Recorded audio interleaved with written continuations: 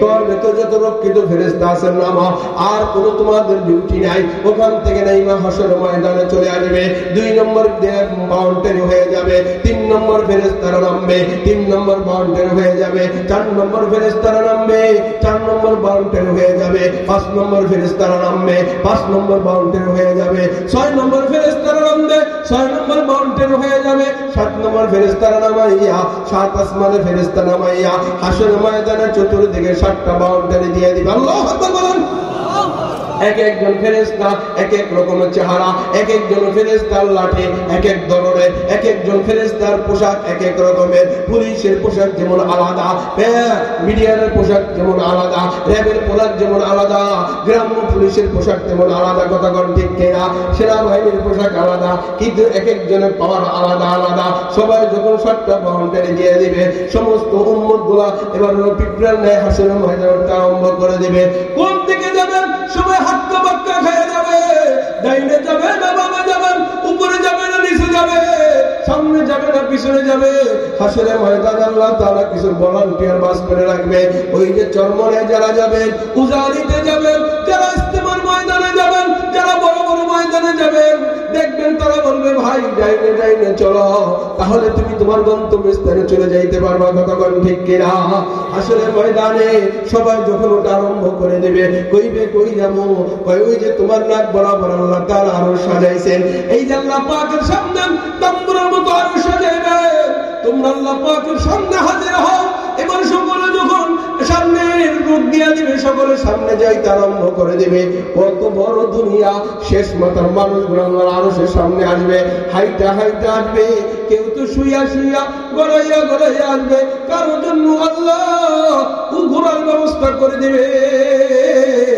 গুনাহগাররা গড়াইয়া গড়াইয়া আস্তে আস্তে কেমন সাজানো হবে আল্লাহ তাআলা দেখাই দিবে। তামার জমিনে গড়াইয়া গড়াইয়া আসাটা কত কষ্টকর, শরীর লাগলে আগুন ধরে যাবে। এই দুনিয়ার মানুষেরা আল্লাহ পাকের আরশের সামনে সকলে হাজির।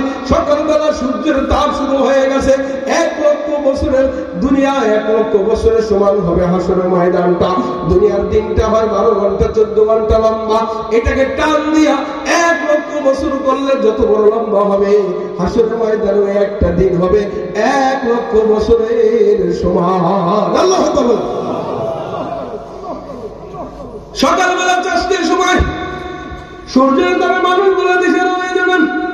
কিরে লোক 10,000 বছর পার হয়ে গেছে, এখন আল্লাহ তাআলা আরশের উপরে করছেন, উপরে আসে না। বিচার কার্য কখন শুরু করবে? 10,000 বছর চালু পার হওয়ার পরে মানুষগুলা ঘামের ভেতর অস্থির হয়ে যাবে। 40 বছর পার হয়ে যাওয়ার সময় 50,000 বছর যখন পার হয়ে যাবে, ঠিক দুপুরের সময় হবে, মানুষ আর সহ্য করতে পারবে না। তখন আদম আলাইহিস সালামের কিছু ভিআইপি উম্মত, যেমন প্রত্যেকটা নেতা প্রত্যেকটা মেম্বার চেয়ারম্যানের পাশে 2-1 ভিআইপি মানুষ থাকে, তারা তার খাস লোক। আদম নবীর কিছু খাস ভিআইপি উম্মত থাকবে, নূহ নবীর কিছু খাস নবী ভিআইপি থাকবে, ইব্রাহিম খলিলুল্লাহর কিছু ভিআইপি উম্মত থাকবেন। এরা সবাই মিল্লাতিল্লাহ চিন্তা করবে রে, হাসরের ময়দানে তো লম্বা ময়দান আর সহ্য করতে পারে না, আমরা একটু যাই বাবা আদম সফিউল্লাহর কাছে যাই, আব্বা যেন আল্লাহর কাছে আরজি করে বিচার কার্যটা যেন আরম্ভ করতে। সূর্যের তাপে আর কষ্ট সহ্য হয় না, ঘাম আর দুর্গন্ধে আমরা দিশেহারা হয়ে গেছি, তাহলে আব্বা যেন আল্লাহর কাছে সুপারিশ করবেন। চকলেট পরামর্শ করে বলবে হ্যাঁ, আদম সফিউল্লাহর কাছে ডাক পাই না, ডাক করে বিচে বিচে আসবে। ওই দিক দিয়ে আদম সফিউল্লাহ বলে নাফসি নাফসি, নূহ নজিউল্লাহ বলে নাফসি নাফসি, ইব্রাহিম খলিলুল্লাহ বলে নাফসি নাফসি, মুসা কালিমুল্লাহ বলে নাফসি নাফসি, ঈসা রূহুল্লাহ বলে নাফসি নাফসি, সমস্ত পয়গম্বররা বলে নাফসি নাফসি। আমার একজন নবী শুধু বলবে ইয়া রাব্বি হাবলি উম্মতি উম্মতি। আল্লাহু আকবার বলেন। সবার মুখ থেকে এক আওয়াজ, একই সালাম, রব্বি রব্বি নাফসি নাফসি। আয় আল্লাহ, আজকে আমার কি হবে? একটা জবান থেকে শুধু বের হবে ইয়া রাব্বি হাবলি উম্মতি, আমার উম্মতের কি হবে? আদম সফিউল্লাহ তাকে দেখবে হাসরের ময়দানে, আজকে কে এত উম্মতের মায়া যে উম্মতের চিন্তায় তিনি আর জবান বন্ধ করতে পারে না। নূহ নবী তাকে দেখবে, এবার দেখবে মুহাম্মদ রাসূলুল্লাহ শুধু নাম উম্মত উম্মতি বলবে, আল্লাহু আকবার, আল্লাহ তারাও চোখের পানি ছেড়ে দিবে। এই হাসরের ময়দানও উম্মতের কথা বলে না। আল্লাহু আকবার বলেন। আমার চলতে চলতে ৫০,০০০ বছর যাওয়ার পরে আদম কাছে যাবে, আব্বাজান একটু সুপারিশ করে। আব্বাজান অনেক কিছু বলবে, আব্বাজান আপনার নিজ হাত দিয়ে বানাইছেন, কুদরতি করে বানাইছেন, প্রথমে বানাইছেন, প্রথম নবী, আপনি অনেক ওয়াজ, একটু আল্লাহর কাছে দোয়া করে আল্লাহ যেন হাসরের ময়দানে বিচার কার্য শুরু করে। আব্বাজান বলবে, আমি একটা মামলা খাইছিলাম জান্নাতে যাইয়া। আল্লাহু আকবার বলেন। আজকে যদি সেই মামলার ব্যাপারে জিজ্ঞাসা করে, ফলের রস কিনিকা খালি, আমি তো খাইতে চাই না, বলে খেয়া ফেলছি, ওটা যদি আল্লাহ আজকে ধরে বসে আমার রক্ষা নাই। নূহ নবীর কাছে যাও, নূহ নবী বলে সম্ভব না, মামলা খাইছে, তোমরা যাও মূসার কাছে, মূসা বলবে, ইব্রাহিমের কাছে ইব্রাহিম বলবে, ইসমাইলের কাছে ইসমাইল বলবে, ঈসা আলাইহিস সালামের কাছে যাও, ঈসা নবী বলবে, আরে কারোর কাছে যে আজকে কোনো শান নাই, আজকে কোনো রক্ষা নাই, আমরা তোমরা সবাই মুহাম্মদুর রাসূলুল্লাহর কাছে চলে যাও। আজকে কারোর কথা কোনো কাজে আসবে না, কোন সময় নষ্ট করে আপনি তাড়াতাড়ি যাও, এই দরবার ওই দরবার না ঘুরে তোমরা মুহাম্মদ রাসূলুল্লাহর কাছে চলে যাবে। সুবহানাল্লাহ। আমার এই দিকটা যখন ৬০ থেকে ৭০,০০০ বছর পার হয়ে যাবে, আদম সফিউল্লাহ কোমরে হাত দিয়ে বলবে, আর দাঁড়ায় থাকতে পারি না। আল্লাহু আকবার বলবে। নূহ নাজিউল্লাহর কোমরে ব্যথা ধরে যাবে, সমস্ত নবীর কোমরে ব্যথা ধরে যাবে। এত দাঁড়ায় থাকে, কেমনে দাঁড়ায় থাকা যায়? আল্লাহ তাআলা দেখবেন সব নবীর কষ্ট হইতেছে, আল্লাহ তাআলা উপর থেকে ১,২৪,০০০ পয়গম্বরের জন্য ১,২৪,০০০ পয়গম্বরের জন্য চেয়ার পাঠিয়ে দিবেন। প্রত্যেকটা কোন নবীর কোন চেয়ার, ওই চেয়ারের গায়ে লেখা থাকবে, এটা হলো আদম সফিউল্লাহ চেয়ার। এই চেয়ার উইরা উইরা আদম নবীর কাছে এসে চলে যাবে। এবার নূহ নজিউল্লাহ এক চেয়ারের ভেতরে লেখা থাকবে, ওই চেয়ারটা নূহ নবী যেখানে সেখানে চলে আসবে। আরেক চেয়ারে থাকবে ইব্রাহিম খলিলুল্লাহ, ওই চেয়ারটা উইরা উইরা ইব্রাহিম খলিলুল্লাহর কাছে চলে যাবে। ১,২৪,০০০ পয়গম্বরের কাছে ১,২৪,০০০ চেয়ার উইরা উইরা চলে যাবে। জিবরাইল বলবে, আপনাদের জন্য চেয়ার আল্লাহ পাঠিয়ে দিয়েছে, আপনারা চেয়ারে বসে যান। আল্লাহু আকবার বলেন। কষ্ট হয়নি বাবা? আদম নবী চেয়ারটার পেয়ে খুশি হইব, আলহামদুলিল্লাহ। সবাই চেয়ারে বসে যাইব। এ মা, এখানে খেয়াল করার কথা, সব নবী চেয়ারে বসে খুশি। নবীর কাছে, নবীর একজন নবীর কাছে ভিআইপি একটা চেয়ার আসবে, সব চাইতে বড় সামলার চেয়ার। সুবহানাল্লাহ বলেন। নবী চেয়ারে বসে না, চেয়ারের দিকে তাকায় না। জিবরাইল বলে, ইয়া রাসূলুল্লাহ, এই যে চেয়ার আপনার চেয়ার, আপনার এই চেয়ারের গায়ে লেখা আছে আপনার নাম, আল্লাহ পাঠাইছেন, আপনি চেয়ারে বসেন। সুবহানাল্লাহ। আল্লাহ রাসূল বলবেন, আমি চেয়ারে বসবো না। ইয়া রাসূলুল্লাহ, আপনার জন্য চেয়ার আল্লাহ পাঠাইছেন, আপনি চেয়ারে কেন বসবেন না? নবী কাইন্দা দিবে, আমি যদি আজকে চেয়ারে বসি আমার ভয় হয়, কারণ আমার মাওলা বানাইছেন, সব নবীর বানাইছেন কোন মিশিং দিয়ে, আমার বানাইছেন মাওলা প্রেম দিয়া। যত নবীর যত ভালোবাসে আমার মাওলা বেশি ভালোবাসে, এটা আমি জানি। আমার কষ্টের দিকে তাকাইয়া আমি যদি চেয়ারে বসি, চেয়ারে আমার উড়াইয়া আল্লাহ যদি হুকুম দেয়, চেয়ার আমার বন্ধু উড়াইয়া জান্নাতে লইয়া যা, আমার চেয়ারে বসলে চেয়ার যদি উড়াইয়া জান্নাতে লইয়া যায়, আমার এতিম উম্মত অভিভাবক হারা হইয়া পাগল পারা হইয়া যাবে। আল্লাহু আকবার। আমি চেয়ারে বসবো না, তারা বসলে বসুক, আমি বলবো চেয়ারে বসে না। তুমি কোন নবীর উম্মত খেয়াল করো, তোমার জান্নাতে না ঢুকাই আমার নবী জান্নাতে যাবে না। সুবহানাল্লাহ।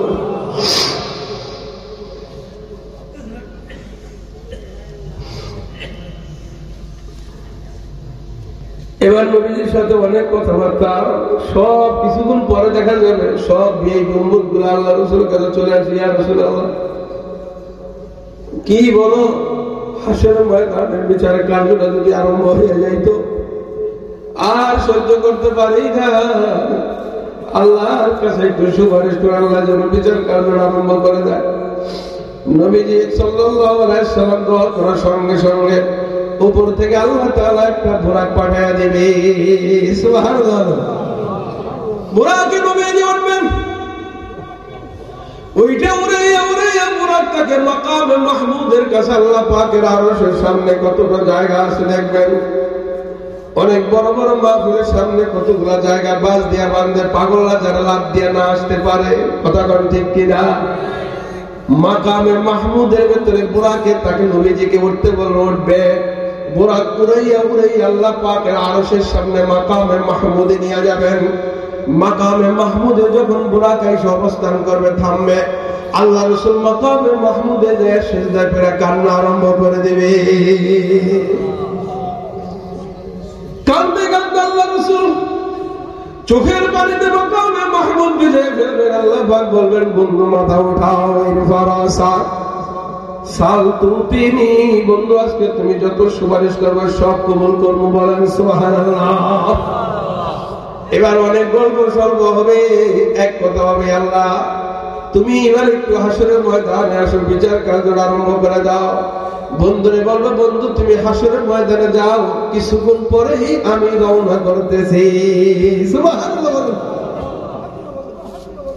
হাসরের ময়দানে যখন নবীজি বুরাকের মধ্যে বসবেন, সমস্ত উম্মতরা তার কাছে যাবে। আল্লাহ তাআলা কখন হাসরের ময়দানে চেয়ারের উপরে বসবেন, আল্লাহ তাআলা কখন আসবেন? আল্লাহ পাক কিছুক্ষণ পরে আসবেন, আমারে পাঠিয়ে দিয়েছেন।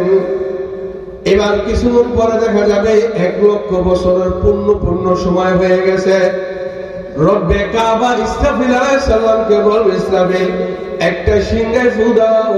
এই সিংহা ফু দেওয়ার সঙ্গে সঙ্গে মুসা আলাইহিস সালাতু ওয়াস সালাম ছাড়া সমস্ত নবী, সমস্ত উম্মতরা হাসরের ময়দানে বেহুশ হয়ে জমিনে পড়ে যাবে।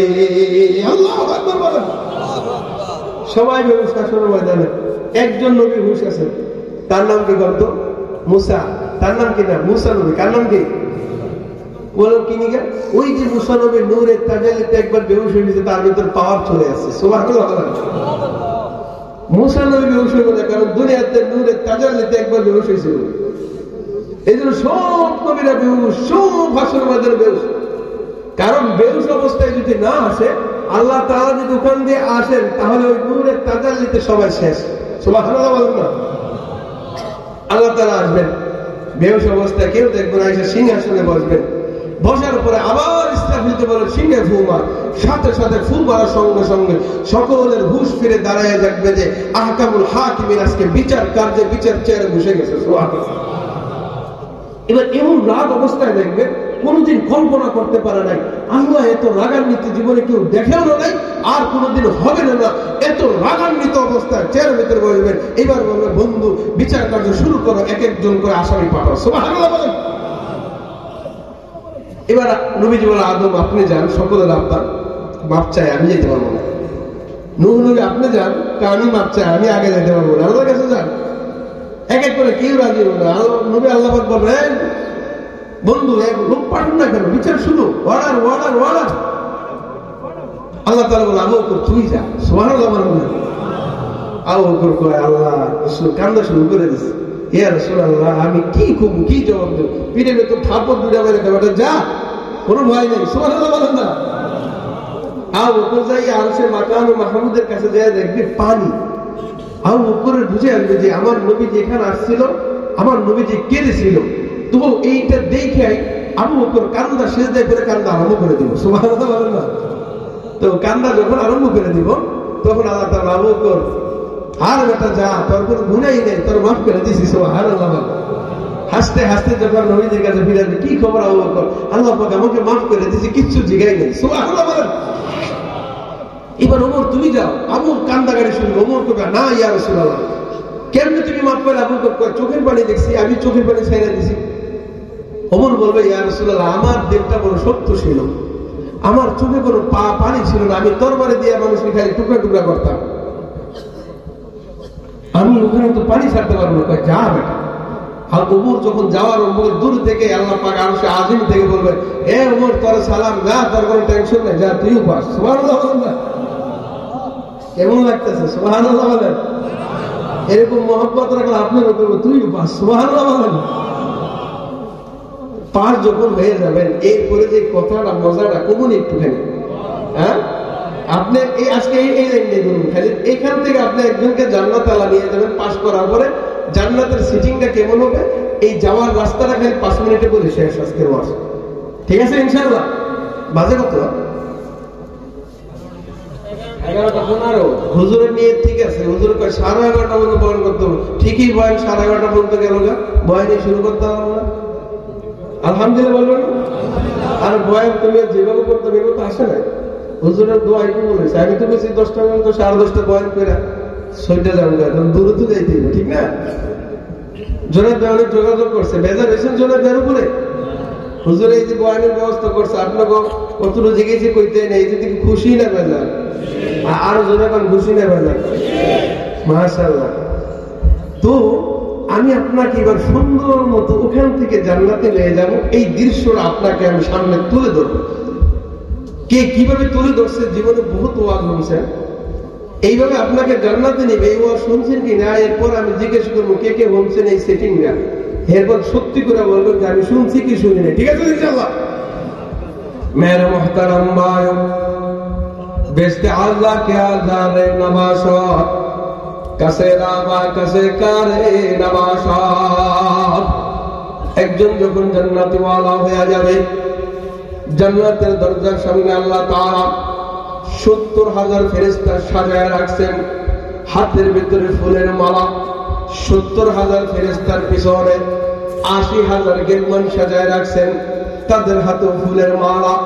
80,000 গেলমানের পিছনে 25,000 হুর সাজায় রাখছেন, তাদের হাতে ফুলের মালা। সুবহানাল্লাহ বলবেন না? যখন একটা মানুষ জান্নাতি হবে আর আল্লাহ তাআলা বলবেন, এরে বান্দা ওয়া হুসিলা মা ফিস সুদুর, দিলখানা যখন বের করবে, দিলের ভিতরে নামাজ, দিলের ভিতরে জিকির, দিলের ভিতরে রোজা, দিলের ভিতরে পর্দা, দিলের ভিতরে হালাল, সব কিছু এটার ভিতরে আছে। রব্বুল আলামিন দেখবে রিপোর্ট নামায়, কয় ওর এক্সরে করছি, কলব ভালো আছে, হৃৎপিণ্ড ভালো আছে, এবার ওর কিডনি ভালো আছে। কতক্ষণ ঠিক কিনা? রিপোর্ট করার পরে যদি ডাক্তার দেখে যেমন অসুস্থ নিয়ে আসছে, না না না, ও তেমন অসুস্থ না, ওর চোখ ঠিক আছে, কিডনি ঠিক আছে, সব কিছু রিপোর্ট দেখে মুসকি মুসকি আসে। রোগী কয় ব্যাপার সেবার কি হয়েছে? ডাক্তার সাহেব কয়, বেটা তুমি আইসো কি নিগা, পিছু পাশার না গায়ের উপরে একটা থাপড় দেয়, কয় বেটা যা, তোর যে সব কিছু ভালো আছে, আল্লাহর নাম ল, ভালো ভালো খাই, ডায়াবেটিস ভালো ভালো খাই, এবার সকাল সন্ধ্যা একটু হাঁটা চলা করে, এক্সারসাইজ করে, আর কিছু বলে দিয়ে দেন, এগুলা খাই, তোর ভেতরে কোনো রোগ নাই। সুবহানাল্লাহ। এবার ওই অসুস্থ ব্যক্তি দেখবেন 90% সুস্থ। সুবহানাল্লাহ বলেন। এবার যখন জান্নাতি মানুষটা যখন জান্নাতি ওলা হয়ে যাবে, রিপোর্ট নামা যখন মাওলা পাক ভালো দেখবেন, আল্লাহ পাকের চেহারা মুস্কি হাসি আসবে। ওই যে জান্নাতের ডাইনের ফেরেশতা গোলা, হুর গোলা, গেলমান গোলা, এদেরকে সাজিয়ে রাখছেন ফুলের মালা দিয়া। তো আল্লাহ পাক যখন দেখবে বান্দার আমল ভালো, মুস্কি হাসি আসবে, চলে আসবে। এবার ফেরেশতারা বসতে পারবে। আহকামুল হাকিমিন একে জান্নাতি ঘোষণা দিয়ে দিবে, জান্নাতি ঘোষণা দেবে।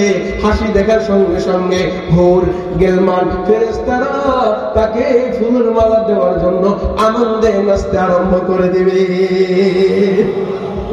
এবার যখন বলবে এই বান্দা জান্নাতি, ইনতলিকু আদিলান জান্নাহ, এই বান্দারে জান্নাতে নিয়ে যাও, ফেরেশতারা ফুলের মালা দেয়, গুগেল বান্দা ফুলের মালা দেয়, হুররা ফুলের মালা দেয়, দিয়ে তারা কি করে জানেন নি? মাথায় নিয়ে নাচতে আরম্ভ করে দেয়। সুবহানাল্লাহ। এবার আপনাকে জান্নাতে নিবে, বহুত দূরে জান্নাত। হায়রে তুমি আর আমি কল্পনা তো দেখাইলাম খালি কাছাকাছি। আল্লাহ পাকের জান্নাত কেমন জানো রে? আমার 100 তালার একটা জান্নাত যদি আল্লাহ তাআলা দেয়, একটা তালা হবে জমিন থেকে আসমান যত দূরে, তোমার 100 তালার এক তালা হবে এত দূরে। সুবহানাল্লাহ বলবেন না?